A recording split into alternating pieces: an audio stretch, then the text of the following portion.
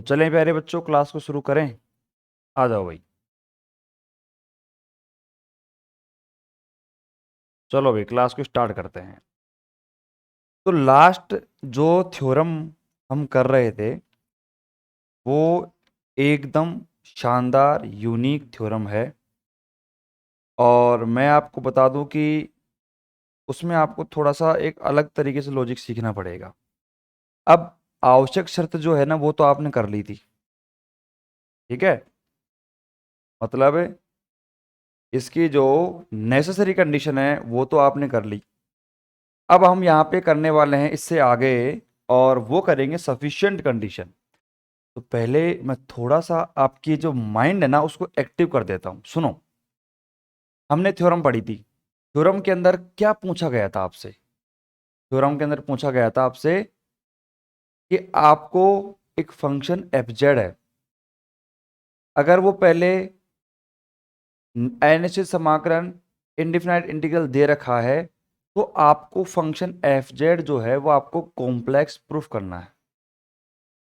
Complex proof करना है। अब कॉम्प्लेक्स प्रूफ कैसे करते हैं? और कॉम्प्लेक्स के अंदर एनालिटिक की बात करूं, मैं सम्मिश्र की बात करूं, तो विश्लेषिक फलन एनालिटिक फंक्शन प्रूफ करने के लिए आपका फंक्शन जो है प्रत्येक पॉइंट पर डेरिवेटिव होना चाहिए। भाई मेरी बात को ध्यान से सुन लो। सुन रहे हो मेरी बात को? कि मतलब एनालिटिक प्रूफ करने के लिए, विश्लेषिक प्रूफ करने के लिए प्रत्येक पॉइंट पर आपका फंक्शन एफ जेड डेरिवेटिव होना चाहिए, जो कि आपका पहले से दे रखा है। तो पहला पॉइंट हमारा एकदम क्लियर है। अब दूसरा जो पॉइंट है, दूसरा जो पॉइंट है आपका, उसको बिल्कुल तरीके से करेंगे अपन। सुनो मेरी बात, यहां पर बढ़िया तरीके से लिखो आप, पर्याप्त शर्त।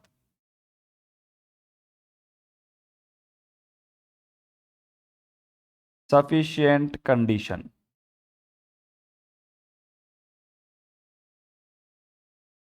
अब प्यारे बच्चों क्या करना है, समझदार होना आप। मैंने क्या कहा था वो नोट करके मैंने स्टेटमेंट लिखवाया था आपको कि भैया जो अपन आवश्यक शर्त में करेंगे ना उसका उल्टा हम कहां पे करेंगे? पर्याप्त शर्त के अंदर। तो सारे बच्चे इसका जो स्टेटमेंट है जैसे मैं लिख रहा हूं ना वैसे लिखना है आपको। देखो, माना, और वही लिख रहा हूं जो आपको पता है। माना फलन एफ जेड, फलन एफ जेड एक से संबद्ध प्रदेश, एक से संबद्ध प्रदेश, और एक से संबद्ध प्रदेश क्या है हमारे पास में? जी है। जी क्या है हमारे पास? विश्लेषिक है।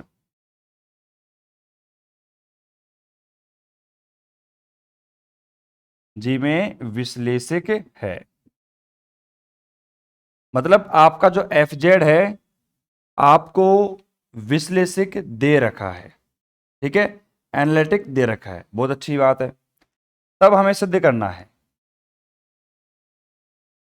तब हमें सिद्ध करना है। और सिद्ध क्या करना है? कि फलन एफ जेड जो है, कि फलन F Z, F of Z प्रदेश जी के अंदर, प्रदेश जी में अनिश्चित समाकलन रखता है। अनिश्चित समाकलन रखता है।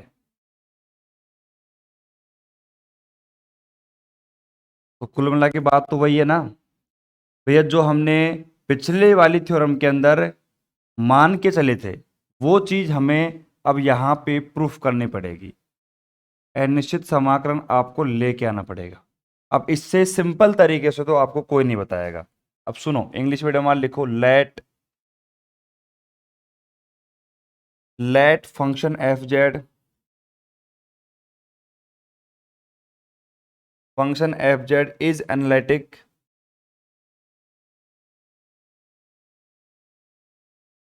इन simply connected domain, simply connected domain G, then we prove that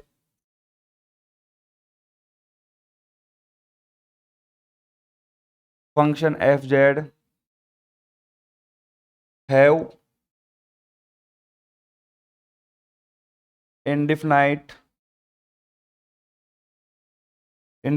integral in domain G।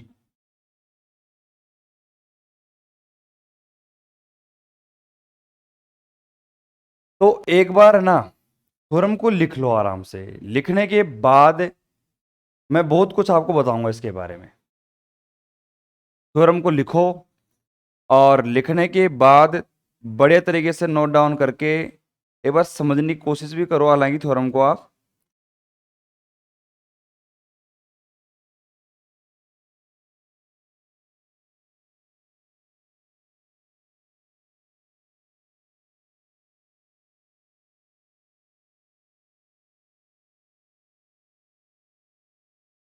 ठीक है।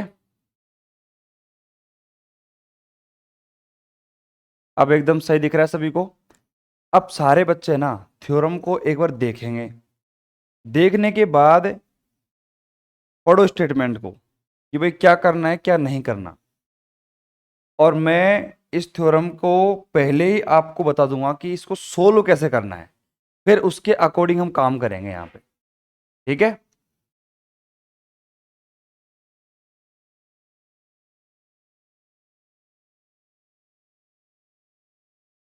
फटाफट लिखो इसको।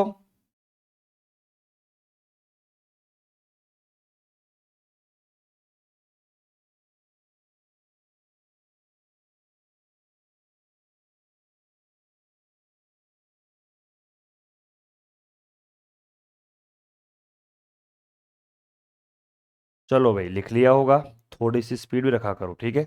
अब सुनो मेरी बात, बिल्कुल तरीके सुन लेना, बहुत ही ज़्यादा इम्पोर्टेंट है। ये मान लो बहुत कम बच्चे ऐसे हैं जो इस थ्योरम को पढ़ते हैं और इस थ्योरम का स्टेटमेंट जो है उनको याद रहता है, लेकिन मैं आपको इतना सिंपल वे में समझाने की कोशिश कर रहा हूँ ताकि आपको दिक्कत ही कहीं नहीं आए। क्लियर? प्यारे बच्चों एक बात बताओ, मुझे इस थ्योरम के स्टेटमेंट में क्या दिया गया है, क्या गिवन है? तो आप कह सकते हो कि गुरुजी इसके अंदर एक बात दी गई है कि जो ये आपका स्मॉल एफ जेड है ना, ये आपका एनालिटिक है। क्या है? एनालिटिक। मतलब क्या हुआ कि हम यहां पर अवकलन, आप कह सकते हो कि डेरिवेटिव की डेफिनेशन का यूज कर सकते हैं। भाई इससे ज़्यादा हम कुछ यूज नहीं कर पाएंगे, क्योंकि एफ जेड अगर आपको एनालिटिक दे रखा है, और एनालिटिक का मतलब क्या होता है कि कोई डोमेन हमारे पास जी है, उस डोमेन जी में एवरी पॉइंट पर आपका फंक्शन जो एफ जेड होगा वो विश्लेषिक होगा, और इस कंडीशन के तहत वो आपका प्रत्येक पॉइंट पर डिफरेंशिएबल यानी कि अवकलनीय भी होगा। ये बात आप जानते हो, ठीक है। अब कुल मिला के बात क्या है? कुल मिला के बात यही है कि हमें जो इसमें प्रूफ करना है ना, वो ये करना है एफ डैश जेड बराबर में एफ जेड। बस कुल मिला के बात ये है, कुल मिला के बात ये है कि मुझे इस पूरी स्टेटमेंट में इस स्टेटमेंट का यूज करना है, ठीक है, एनालिटिक का। और हमें लास्ट एंड फाइनल, आप कैसे भी करो कैसे भी मुझे पता नहीं है, लेकिन आपको आंसर लेके आना है एफ डैश जेड बराबर में एफ जेड, जो कि आपके अनिश्चित समाकलन यानी कि इनडिफिनाइट इंटीग्रल की डेफिनेशन बताती है। That's all. और आपको इसमें दिमाग लगाने की जरूरत नहीं है, कुछ भी यूज नहीं होगा। जो कॉन्सेप्ट हमने फर्स्ट यूनिट के अंदर सीखा था उसी कॉन्सेप्ट का थोड़ा बहुत यूज यहाँ पे करेंगे अपन, और देखना कितने सिंपल तरीके से हम इसका सॉल्यूशन कर देंगे। तो फटाफट इसको नोट डाउन कर लो। वैसे नोट डाउन करने की रिक्वायरमेंट तो नहीं है, लेकिन अगर समझ में आ गया है तो अच्छी बात है, फिर मैं आगे इसको मिटा देता हूँ। चलो भैया, अब मेरी बात को सुनो। मिटा दूँ इसको मैं? चलो भाई मिटा देता हूँ मैं।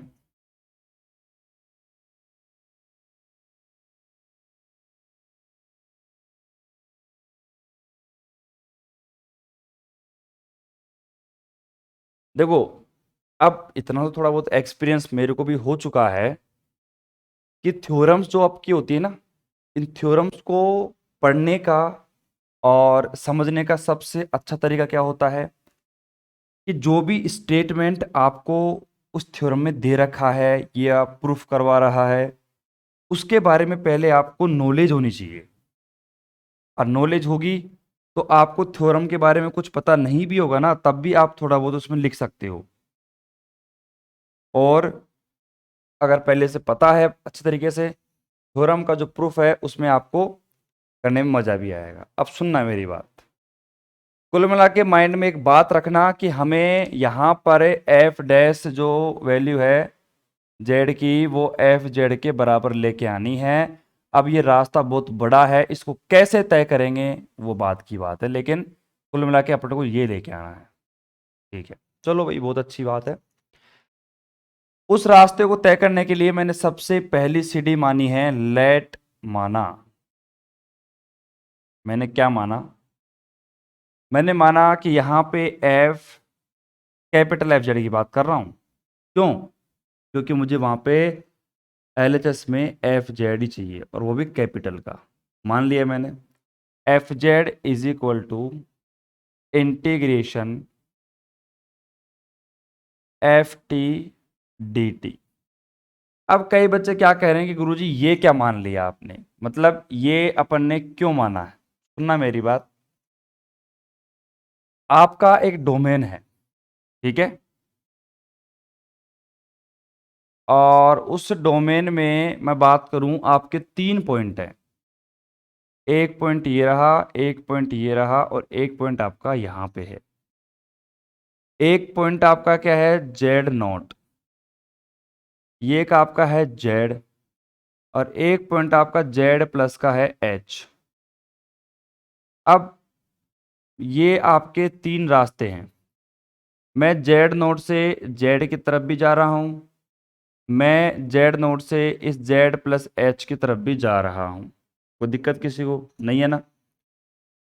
अब यहां पर बच्चों के माइंड में एक सवाल तो आएगा ही आएगा कि सर आपने ये जो एफ जेड है ये एफ टी डी टी के बराबर क्यों माना है? देखो, बात ऐसी है कि जब थ्योरम का स्टार्टिंग पॉइंट रहेगा और आपको पता नहीं है कि इस वाले इंटीग्रेशन का हम कैसे यूज करने वाले हैं, तो आपको थोड़ा सा कंफ्यूजन होगा कि यार पता नहीं क्यों मान लिया इसको, और हमें कैसे पता चलेगा कि जब अपन इसको सोल्व करेंगे तो हम तो कंफ्यूज हो जाएंगे। थोड़ा पेशेंस रखो, ठीक है। लास्ट 15 मिनट के अंदर आपको कंप्लीट कहानी समझ में आ जाएगी कि क्यों मान रहे हैं और क्या इसका यूज करने वाले हैं, ठीक है। अब मैंने क्या कहा, वहां पे 3 पॉइंट थे। एक तो जेड नोड से लेकर जेड, एक जेड नोड से लेकर जेड प्लस का एच। इसकी लिमिट रखी मैंने जेड नोड से एच की तरफ। समीकरण नंबर ये मैंने एक नाम दे दिया। अब थोड़ा बहुत दिमाग मैंने और लगाया, और मैंने क्या कहा कि मैंने एफ, और मैंने यहां पे किया जेड प्लस का H is equal to integration, वही आपका जेड नोट, वही आपका जेड प्लस का एच, और वही आपका एफ टी डी टी। समीकरण नंबर 2, देख लो आराम से। समीकरण नंबर 2। अब मैंने यहां पे क्या किया है, ध्यान सुनना। मैंने यहां पे क्या किया कि समीकरण 2 में से मैंने एक को माइनस कर दिया। अब ऐसा क्यों किया, बिल्कुल सुनना ध्यान से। जैसे मैंने समीकरण नंबर 2 में से एक को माइनस किया, तो यहां पे क्या हुआ देखो, एफ जेड प्लस का एच माइनस का F Z is equal to क्या हुआ देखो, इंटीग्रेशन जेड नॉट, और यहां से जेड नॉट प्लस में एच, और ये हमारे पास में एफ टी डी टी, और प्लस हमारे पास में क्या है यहाँ से जेड नोट से लेकर जेड, ठीक है ना, जेड नोट से लेकर जेड। और ये हमारे पास में कितनी है भैया, एफ टी डी टी। अब यहाँ पर एक बच्चे का सवाल आता है कि सर 1 मिनट रुक जाओ, आगे पढ़ा लेना, लेकिन मुझे एक छोटी सी बात बता दो कि आपने पहली बात कहा कि ये सर ये मान लो, हमने कहा मान लिया। दूसरा हमने क्या कहा कि भैया इससे जेड में मैंने एच को जोड़ दिया, तो जोड़ने के बाद जो लिमिट आपकी होगी जेड नोट से लेकर आपका दूसरा पॉइंट है जेड प्लस का एच, वहां तक हो जाएगा। एफ टी डी हमने मान लिया, कोई भी दिक्कत हमें नहीं हुई। लेकिन अब एक बात बताओ, आपने यहाँ पे समीकरण नंबर 2 में से एक को माइनस क्यों किया है? प्यारे बच्चों इधर आओ सारे, मुझे एक बात बताओ, मुझे लेफ्ट हैंड साइड में क्या चाहिए? F dash Z. अब आपको अगर मैंने फर्स्ट यूनिट में बताया होगा कि भैया जो हमारे पास में एफ डैश जेड होता है वो क्या होता है? वो होता है derivative. Limit H tends to zero, F Z plus का एच माइनस का एफ जेड अपॉन में एच। याद करो कुछ, मैं कुछ भी नहीं बोलूंगा, मेरा स्टेटमेंट बोलेगा। मुझे क्या चाहिए? मुझे लेफ्ट हैंड साइड में चाहिए डेरिवेटिव, मुझे बनाना पड़ेगा एफ डैश जेड।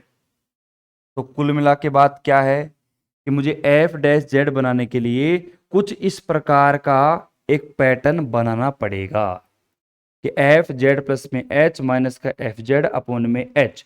ये आपकी डेफिनेशन होती है एफ डैश जेड की, अगर आपने प्यार प्रेम से पहली यूनिट को सीखा है।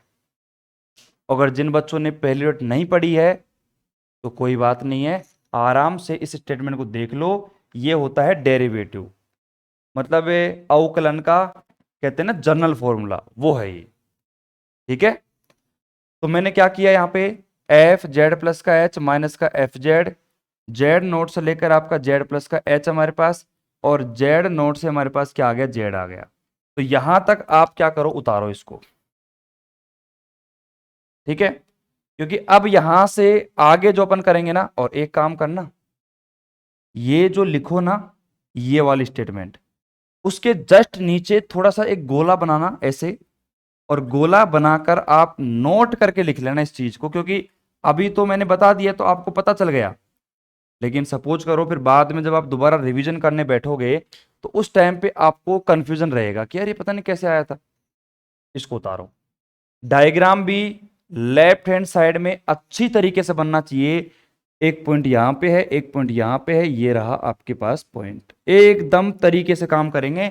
और जितना सिंपल तरीके से हो सकता है थ्योरम को आपके माइंड में सेट करना है।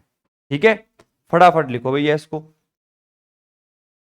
एक एक चीज सिखा रहा हूं बिल्कुल लॉजिक के साथ में।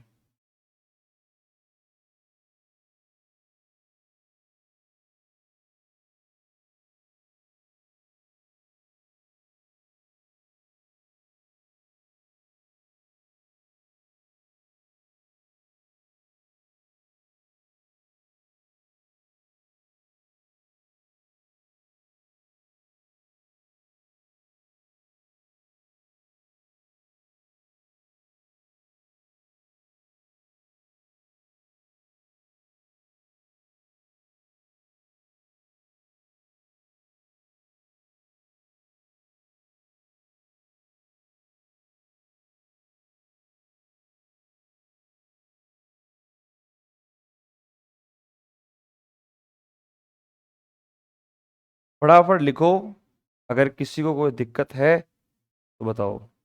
और यहाँ पे छोटी सी क्या मिस्टेक है, देखो ये माइनस लगाया था तो यहाँ पे माइनस लगाओ, नहीं प्लस कहाँ से आ गया, बीच में आपका माइनस आएगा।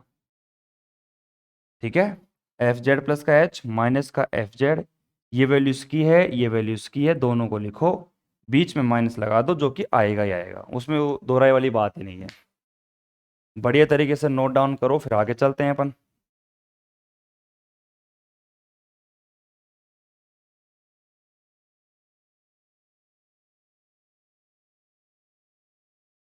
हाँ भाई, उतार लिया सभी ने? चलो भाई चलो, उतार लिया होगा।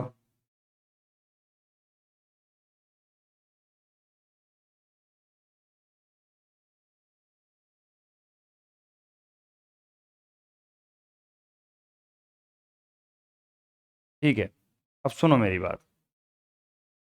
इतना कर लिया ना आपने यहां तक। अब एक काम करना, इसको इधर से मिटा देता हूं मैं।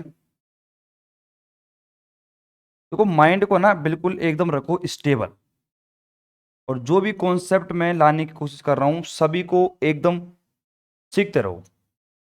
जैसे कंप्लीट सॉल्यूशन होगा इसका दोबारा मैं एक बार रिवीजन करवा दूंगा।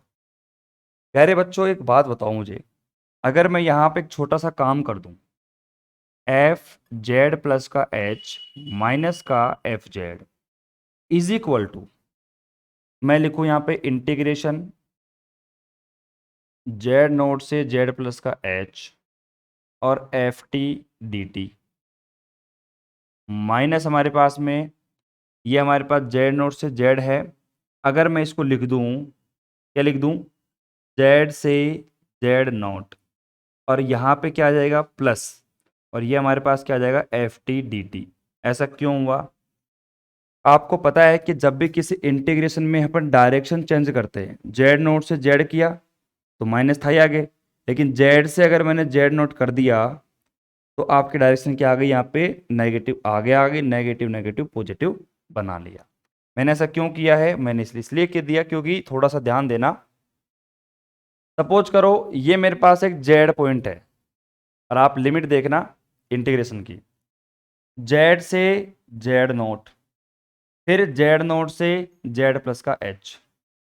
कुल मिला के बात क्या है कि जैसे मान लीजिए मैं यहां से यहां पहुंचा, मतलब जेड से जेड नोट के पास पहुंचा, और जेड नोट से कहां पहुंचा मैं, जेड प्लस का एच। तो मैं क्या ये कह सकता हूं क्या, अरे मैं क्या कह सकता हूं कि मैं घर था मेरा यहाँ पे, ये मेरा घर है और ये है मेरा स्कूल। मैंने क्या करा, घर से मैं बाजार में किसी शॉप पे पेन लेने रुक गया, और घर से मैं कहाँ गया, शॉप के पास, और शॉप से कहाँ गया मैं, स्कूल, मतलब पेन को लेके चला गया स्कूल में। अब मेरी बात सुनो, क्या मैं डायरेक्ट कह सकता हूँ कि मैं घर से सीधा स्कूल के लिए निकला था? कह सकता हूँ ना। तो मैंने क्या करा कि ये जो इंटीग्रेशन आपके हैं इन दोनों को मैंने मर्ज कर दिया, आपस में जोड़ दिया है। कैसे जोड़ा है ध्यान से देखना। देखो ये मेरे पास क्या है, एफ जेड प्लस का एच माइनस का एफ जेड बराबर में इंटीग्रेशन जेड, हमारे जेड नोट हमारे पास में है। तो आपको पता है पॉइंट कहाँ से स्टार्ट हुआ था, जेड से लेकर जेड नोट, और जेड नोट से लेकर जेड प्लस का वन। तो मैं लिख सकता हूँ यहाँ पे जेड लिमिट से लेकर जेड प्लस का एच, और यहाँ पे हो गया आपका एफ टी डी टी। मतलब मैंने दोनों को एक साथ लिख दिया क्योंकि फंक्शन आपका सेम है, F T D T same है, F T D T same है, लेकिन अलग क्या है आपकी लिमिट।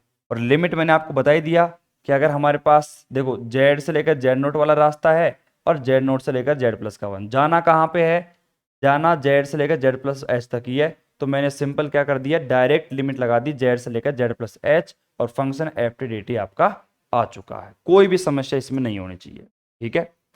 अब इतना मैंने कर दिया। अब आपको पता है कि यार फॉर्मूले के अंदर एच भी निकल के आया था, आपने नोट करके लिखा होगा ना अभी, एफ डैश जेड बराबर एफ जेड प्लस का एच माइनस का एफ जेड अपॉन में एच। तो मैंने क्या करा, दोनों तरफ यहां पे ऐड कर दिया एच को, लगा दो, ये एफ जेड प्लस का एच माइनस का एफ जेड, और अपोन में आ गई हमारे पास में एच। कुल मिला के बात क्या है कि अब देखो ये वाला जो पोर्शन है ना थोड़ा बहुत पहुंच चुका है किसकी तरफ, एफ डैश जेड की तरफ, लेकिन अभी भी टाइम है, थोड़ा रुक जाओ, पेशेंस रखो। इज इक्वल टू में वन अपॉन का एच हमारे पास, और इंटीग्रेशन हमारे पास क्या आ गया, देखो जेड से लेकर जेड प्लस का एच हमारे पास, और एफ टी डी टी, ठीक है। अब मैं आपसे एक बात पूछता हूं, मेरी बात का जवाब देना सिंपल तरीके से, ठीक है। मैं आपसे क्वेश्चन पूछूंगा, अपन को आंसर क्या लेके आना है। तो सारे बच्चे क्या कहेंगे, गुरुजी पागल थोड़ी हो गए हो, आंसर तो आपने लिख रखा है एफ डैश जेड बराबर में एफ जेड। तो मैंने सही पूछा आपसे कि मुझे आंसर क्या लेके आना है, एफ डैश जेड बराबर में एफ जेड। सही हूं ना मैं, एकदम सही हूं। अब मुझे एक बात बताओ, इस पूरे स्टेटमेंट में, इस पूरे इक्वेशन के अंदर आपको कहीं पे स्मॉल एफ जेड दिख रहा है? बताओ भी कोई।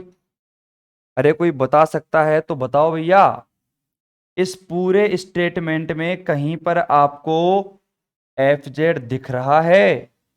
नहीं दिख रहा। तो कुल मिला की बात क्या है कि हमें एफ जेड को भी लेके आना पड़ेगा, क्योंकि हमें आंसर में लाना ही है उसको।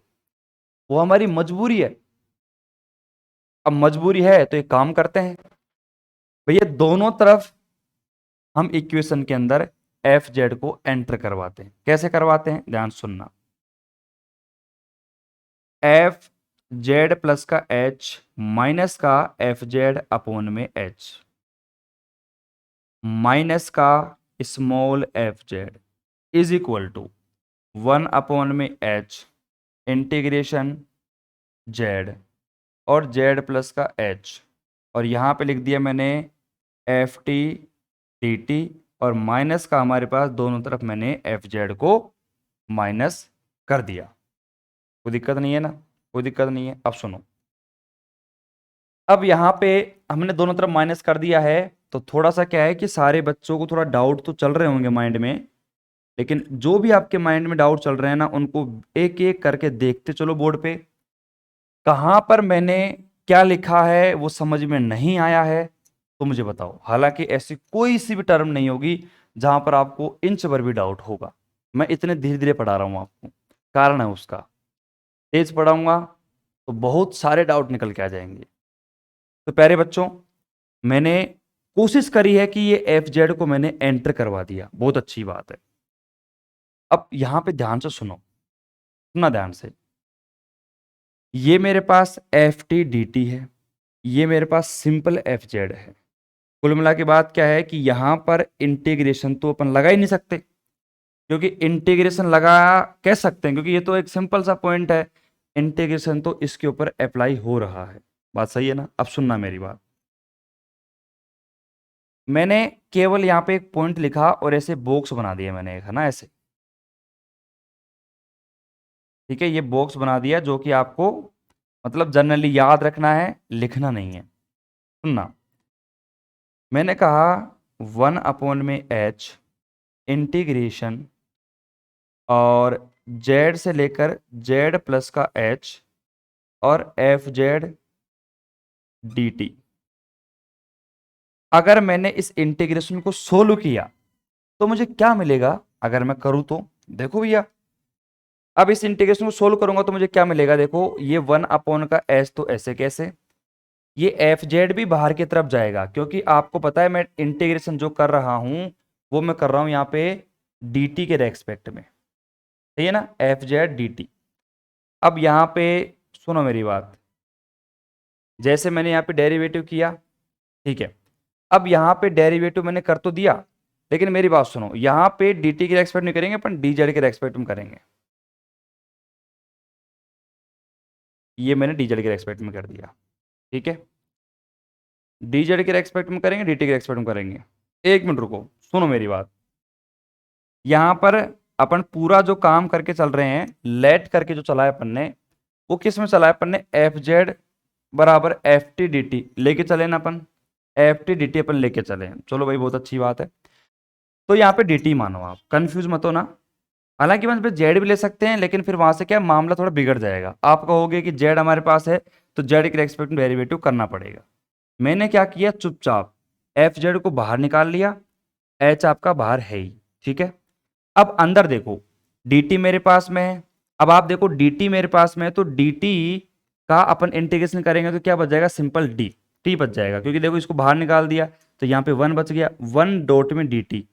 इसका आप इंटीग्रेशन करोगे तो क्या आ जाएगा हमारे पास? t।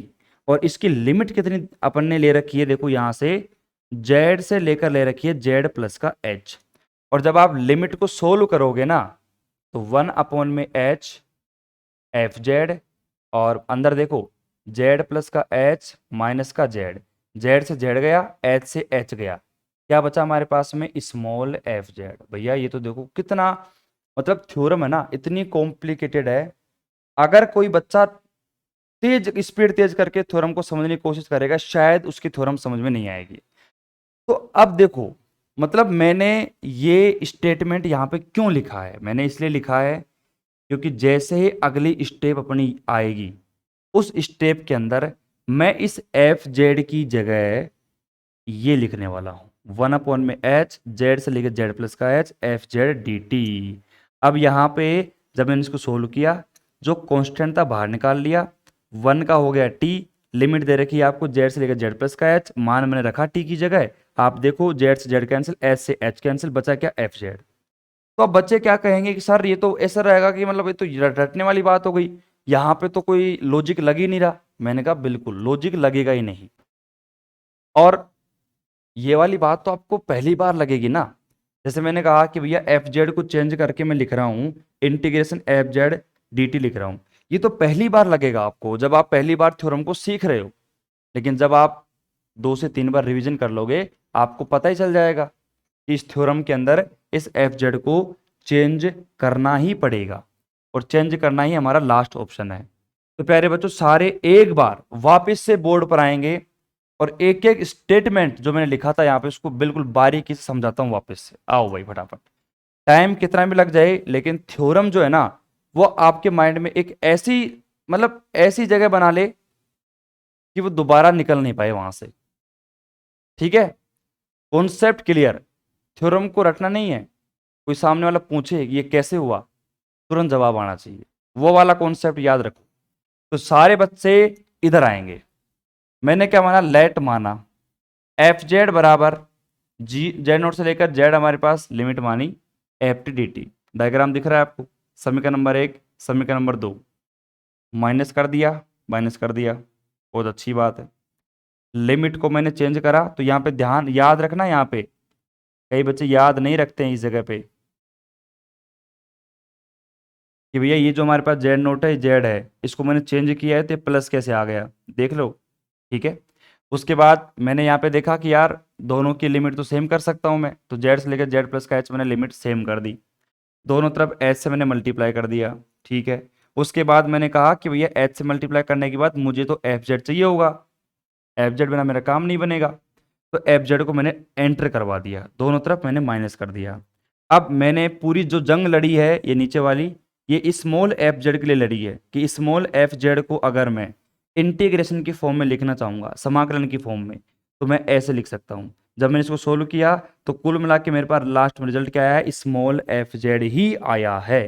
तो मैं कुल मिला के बात क्या है, स्मॉल एफ जेड की जगह इंटीग्रेशन जेड से लेकर जेड प्लस का H F Z D T, ध्यान रखना एफ जेड डी टी, यहाँ पे डी जेड नहीं आएगा, एफ जेड डी टी आएगा, और 1 में एच।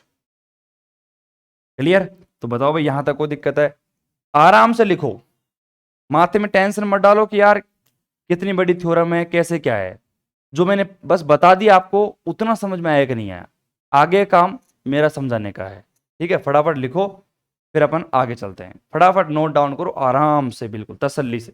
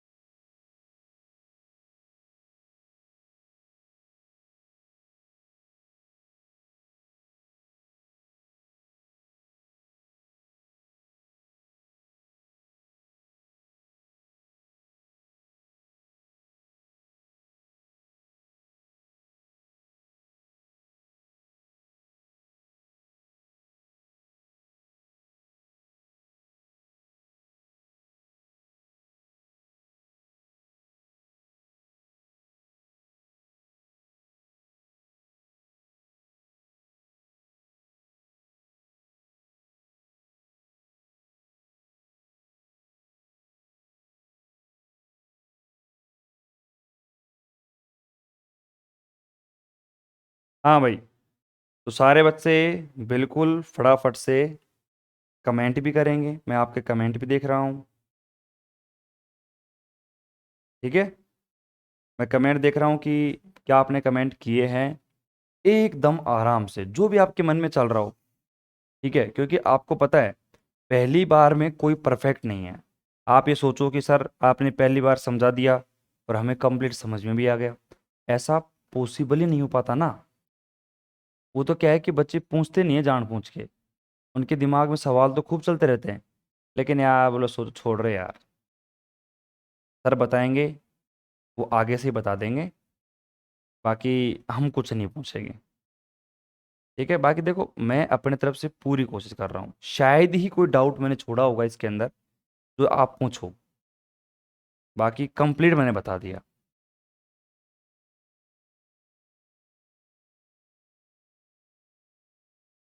थ्योरम में दम है, ये तो मैंने आपको पहले ही बोल दिया था। ठीक है, तो अब इतना बड़ा पोर्शन तो था नहीं जो आप पे इतना टाइम लगा रहे हो। मैं फटाफट से ये लेफ्ट वाला पोर्शन है इसको मिटा देता हूँ, ये वाला पोर्शन। ठीक है, मिटा रहा हूँ इसको मैं, उधर वाला याद रखना है, इधर वाला मिटा रहा हूँ।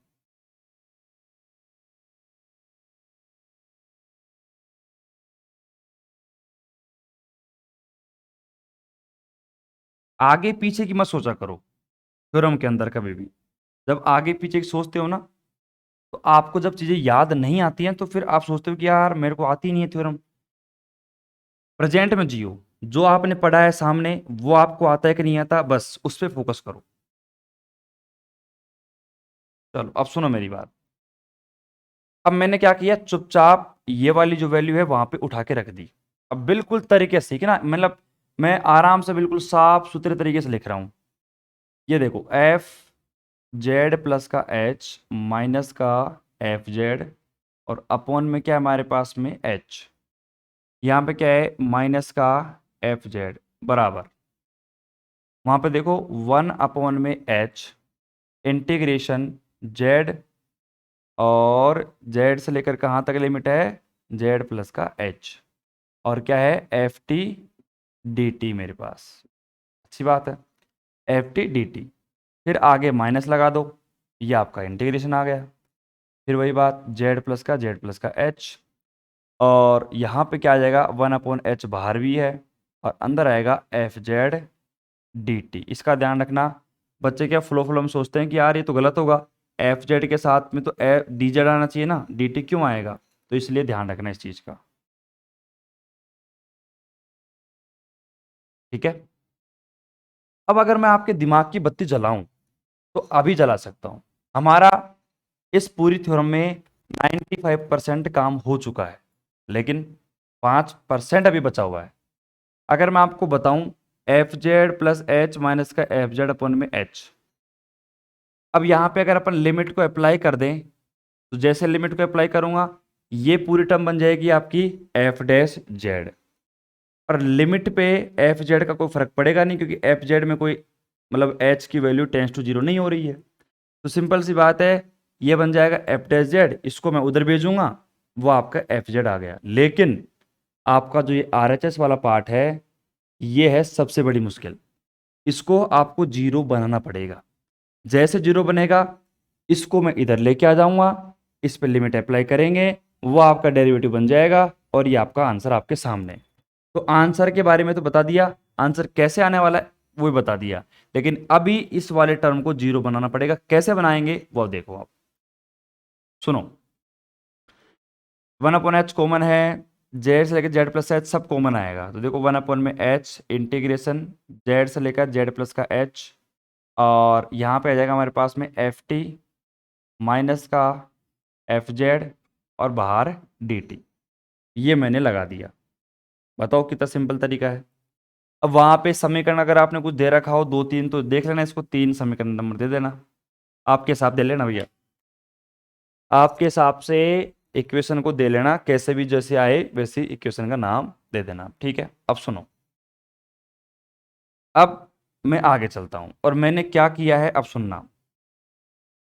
दोनों तरफ मैंने मॉडुलस लगा दिया, एफ जेड प्लस का एच माइनस का कैपिटल एफ जेड अपॉन में एच, मैंने दोनों तरफ लगा दिया चुपचाप मॉडुलस।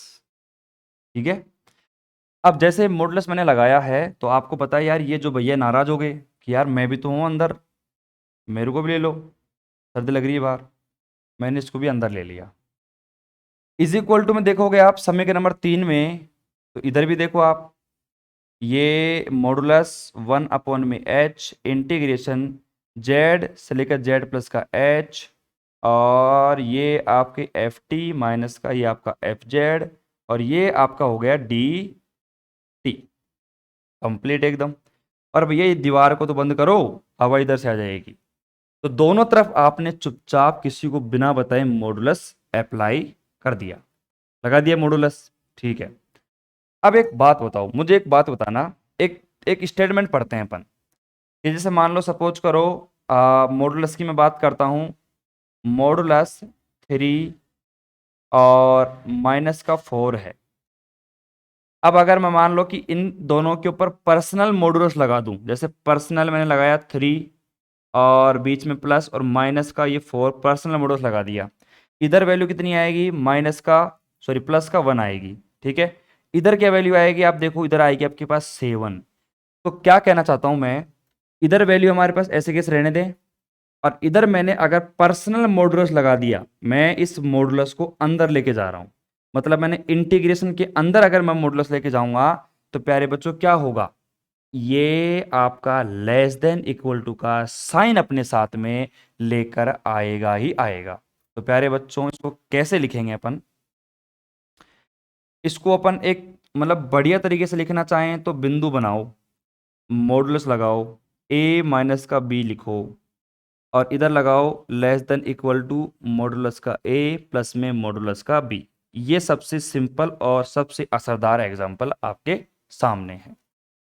अब प्यारे बच्चों आपका जो ये लेफ्ट हैंड साइड वाला पार्ट है, मॉडुलस हमारे पास एफ जेड प्लस का एच माइनस का जो एफ जेड है, ये आप स्मॉल में मत बना देना, नहीं तो आप खुद कंफ्यूज हो जाओगे कि यार ये क्या है।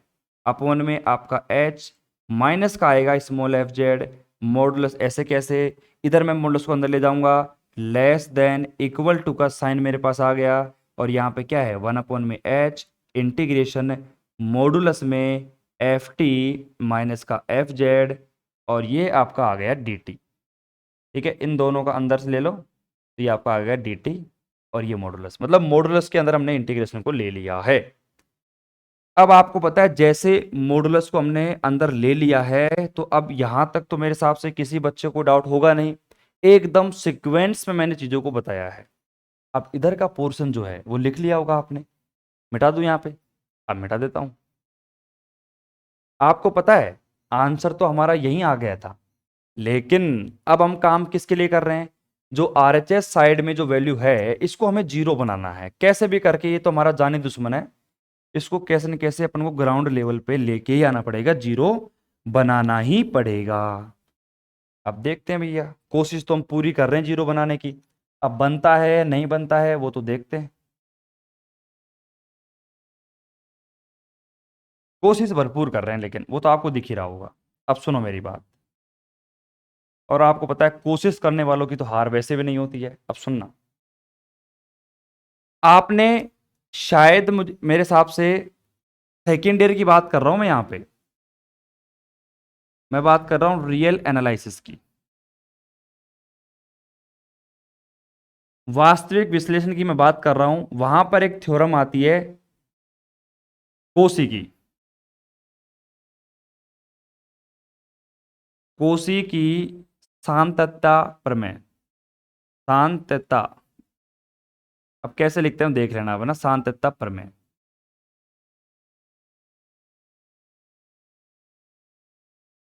कोसिस कंटिन्यूटी, कंटिन्यूटी देख लेना आप, स्पेलिंग है ना, कंटिन्यूटी थ्योरम। कोसी की एक सांतत्ता प्रमेय होती है, कोसी की एक कंटिन्यूटी थ्योरम होती है, उस थ्योरम के अकॉर्डिंग। अब आपने नाम सुना है तो अच्छी बात है, पढ़ा होगा, नाम भी नहीं सुना होगा, और अगर स्टेटमेंट जो मैं लिखने वाला हूं, जैसे मैंने यहां पे लिखा एफ जेड प्लस में एच माइनस का एफ जेड, तो यहाँ पर क्या होती है, वैल्यू जो होगी हमारे पास में लेस देन एप्सिलॉन के बराबर होती है। और ये हमारे पास में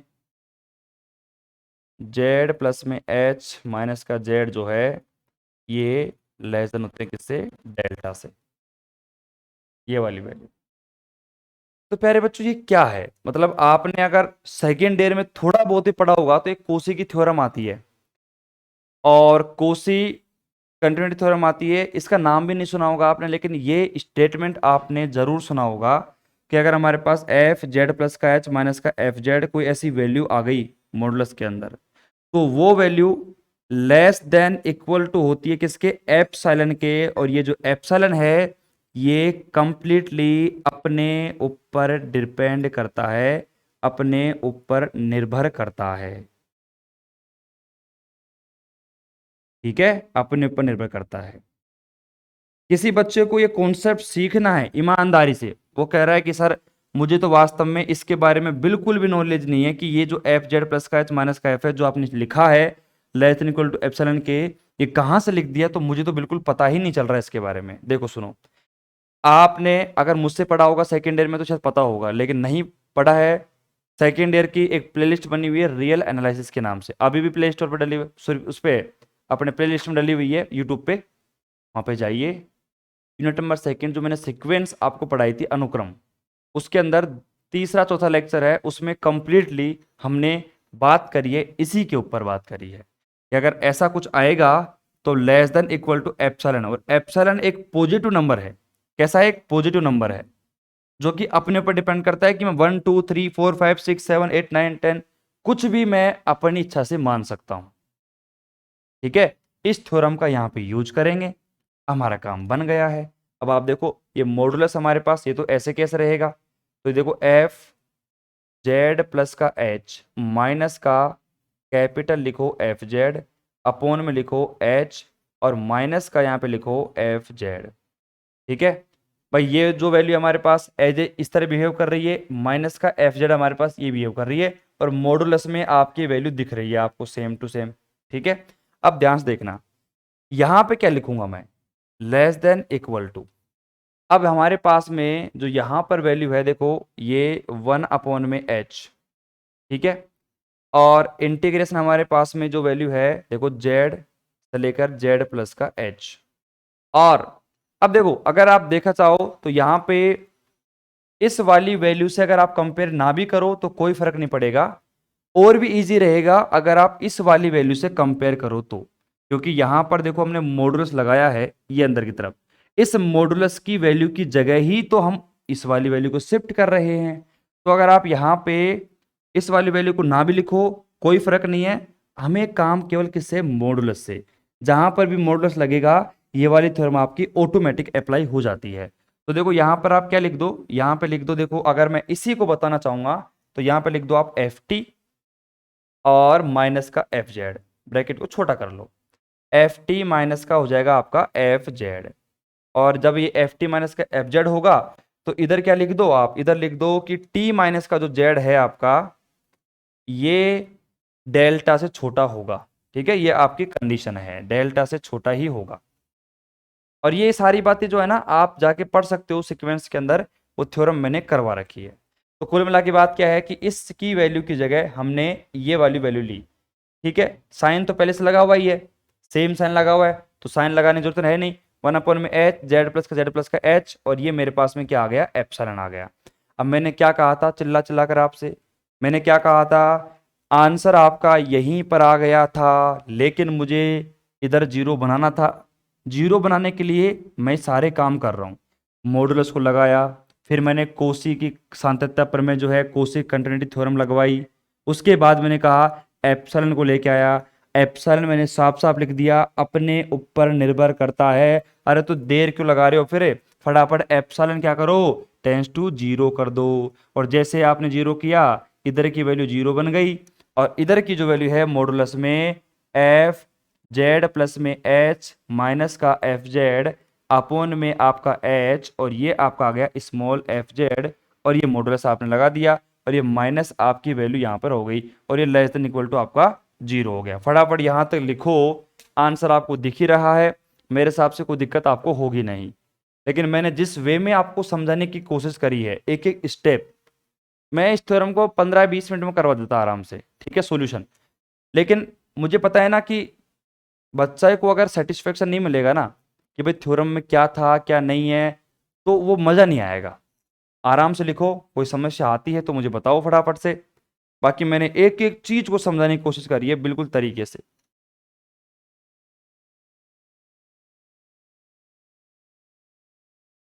हाँ भाई, फटाफट लिखो और मुझे बताओ।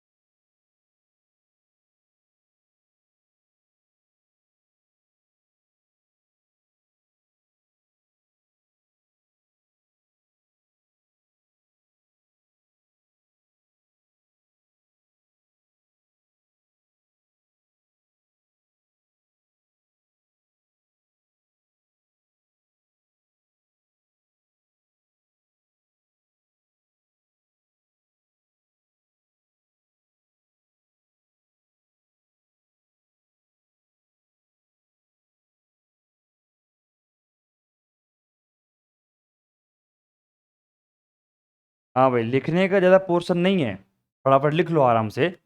लेकिन समझने का पोर्शन बहुत ज़्यादा है, तो आराम से बिल्कुल, नो डाउट, आराम से लिखो और समझो थ्योरम को क्या कह रही है थ्योरम, क्या लेके आना था अपन को।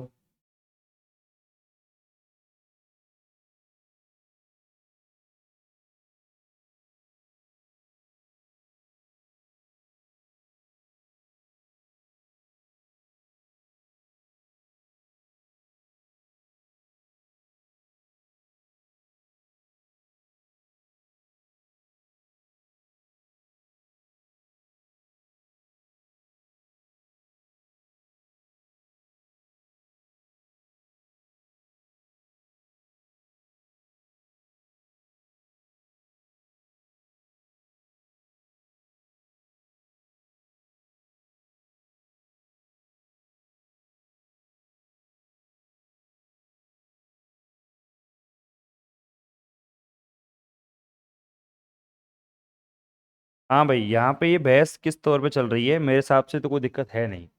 लिमिट को भी मैंने इस तरीके से समझा दिया आपको, ठीक है, लिमिट में भी कोई दिक्कत नहीं है।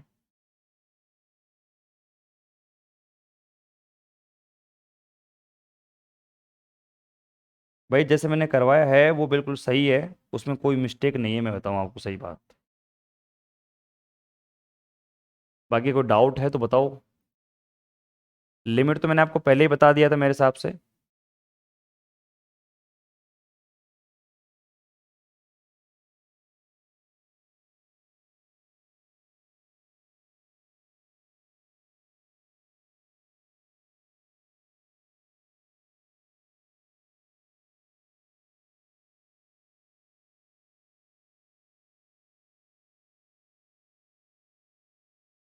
हाँ भाई,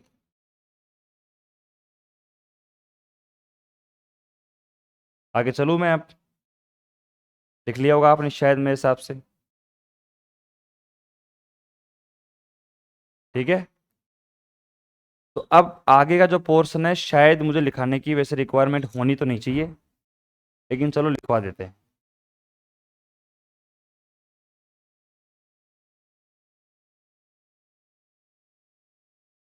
देखो भाई, अब इसको मिटा रहा हूँ मैं यहाँ से, किसी को डाउट भी नहीं होगा मेरे हिसाब से। चलो, और देखो, कहीं पर अगर मेरे से भी छोटी मोटी मिस्टेक हो जाती है तो उसको बता दिया करो। वैसे जहाँ तक है मिस्टेक होगी नहीं। और देखो, अपना मेन काम मेरा जो यहाँ पे है वो है लॉजिक को सिखाना, थ्योरम को सिखाना। बाकी कैलकुलेशन जो है वो तो ऊपर नीचे हो जाती है, उसमें कोई बड़ी बात नहीं है।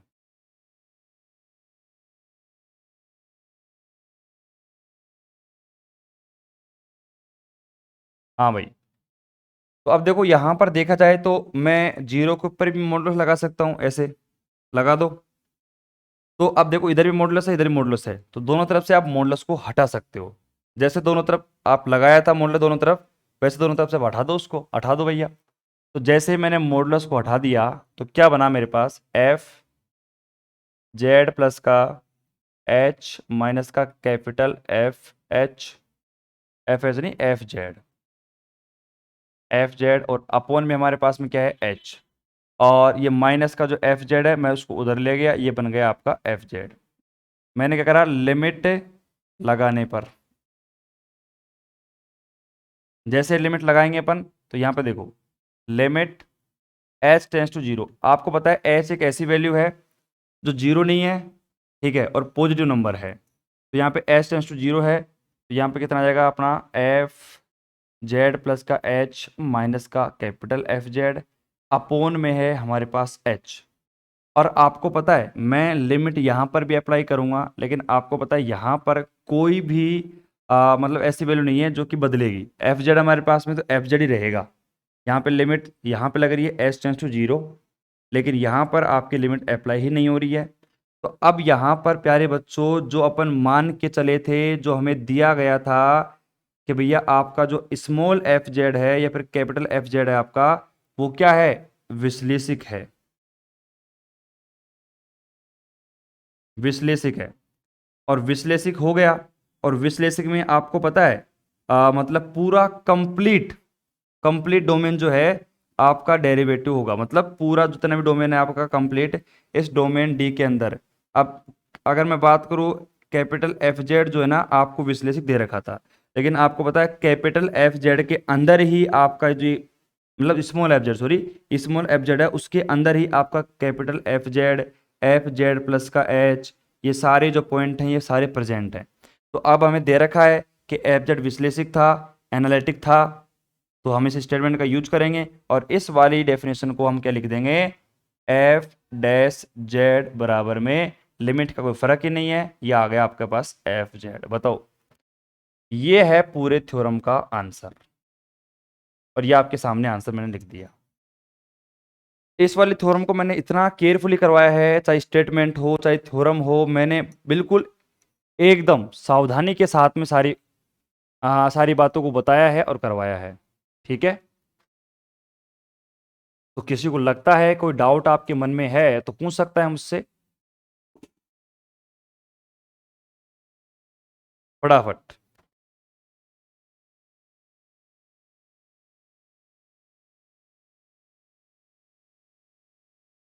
और इधर वाला पोर्शन आपने लिख लिया था पहले ही, इसको मैं मिटा देता हूं।